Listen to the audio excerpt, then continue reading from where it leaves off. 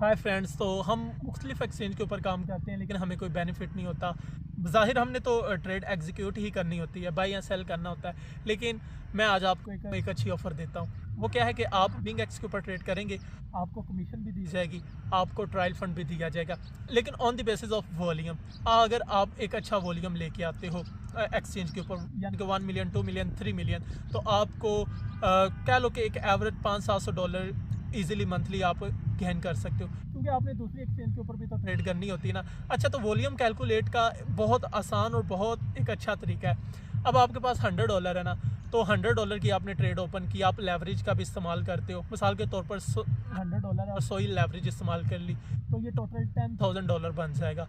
तो आपने जब ट्रेड एग्जीक्यूट कर दी, यानी कि बाई की पोजीशन ओपन कर दी या सेल की पोजीशन, एक दफ़ा जब आपने ट्रेड ओपन कर दिए, तो $10,000 जो वॉल्यूम तब काउंट किया जाएगा। और जब आप ट्रेड को क्लोज करोगे, चाहे वो 2 मिनट के बाद ही कर दो, चाहे 2 दिन के बाद क्लोज कर दो उस ट्रेड को, तो 10,000 फिर आपका वॉल्यूम काउंट किया जाएगा। तो इट्स मीन कि एक आप सिंगल ट्रेड में 20,000 वॉल्यूम जनरेट कर रहे हो।